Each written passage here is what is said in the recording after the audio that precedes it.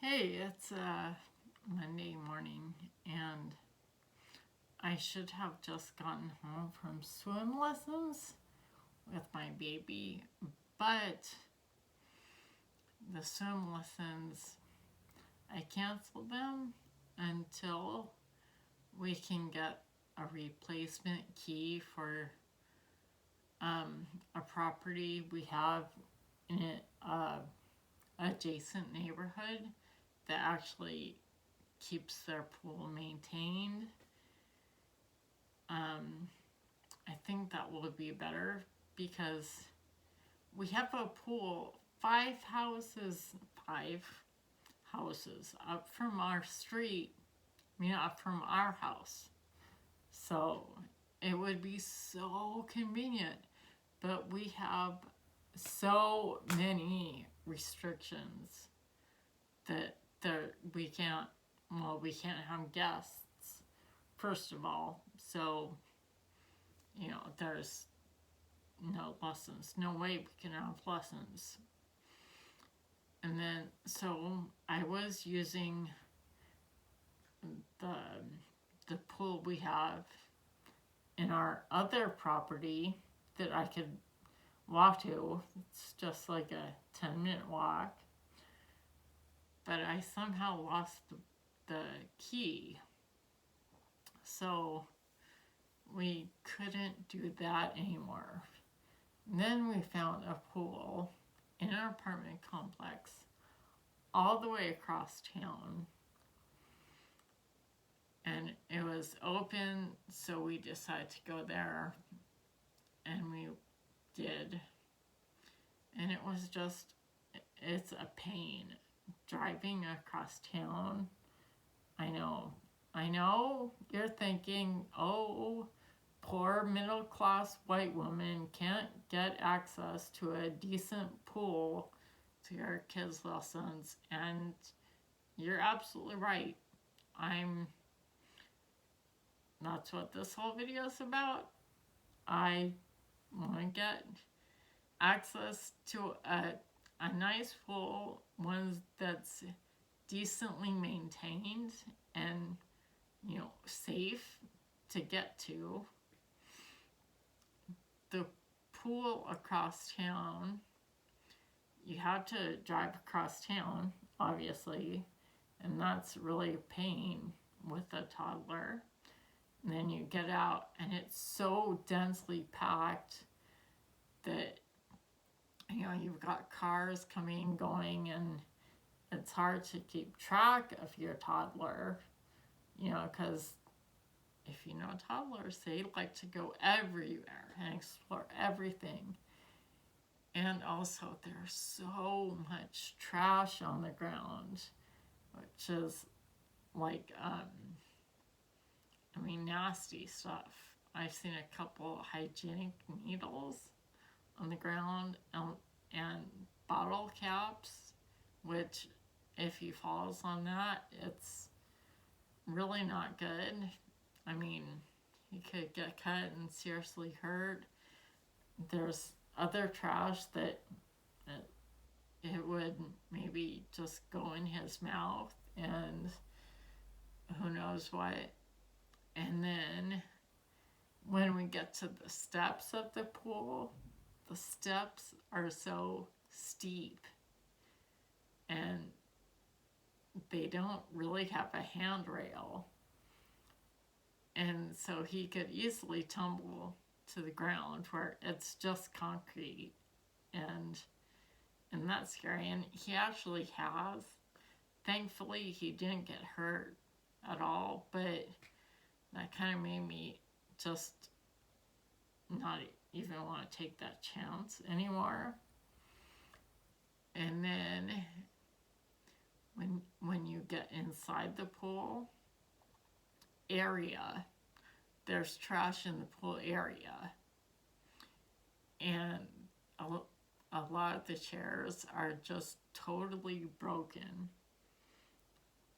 And then when you get inside the pool, first of all, it was freezing, and there's no way to warm up.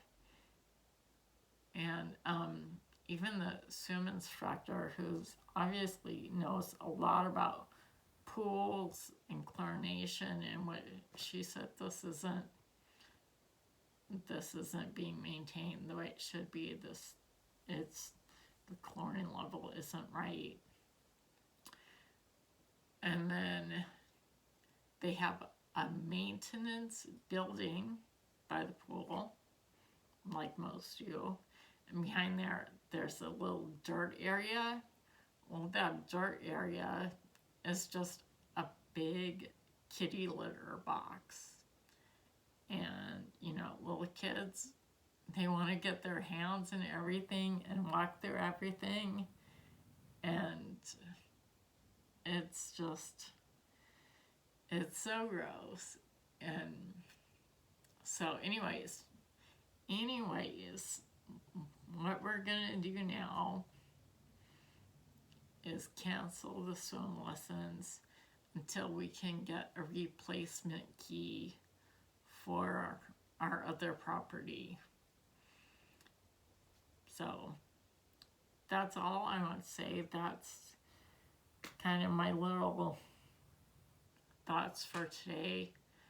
And you could call it thoughts on the lockdown and why I hate it, why it stinks, why it's ridiculously inconvenient, and it's just stifling life. I mean, our not being able to have swim lessons is so tiny compared to like suicide rates, which have skyrocketed, depression and mental health, which is, really, it's been a serious problem. Financially, people are absolutely devastated. So my problems with it are kind of the least that there are. But so I guess I just want to say the lockdown is ridiculous, and it's been way too long. And I think our leaders need to take into account all of the financial and mental and social implications of it. Because, I don't know, who's going to want to live in the world that is going to come after we open up? What's the world going to look like, and is he going to want to live there? Anyways, so that's the negative part. What you could call the positive part of the lockdown. I have this new favorite shirt.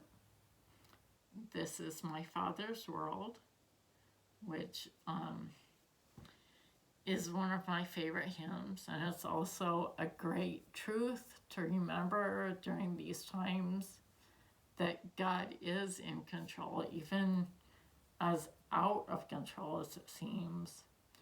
And also, I know I've mentioned it before, I have my locket, the locket that I bought for my husband to give to me for my birthday. So I'll give it back to him, maybe to surprise me by picking out a couple of photos to put inside. And I'll hope that after 24 years of marriage, he will know which photos I want in there. And I might go through our photo albums and, give him hints. So, anyway, that's all I have to say for today. So, have a great Monday. Bye.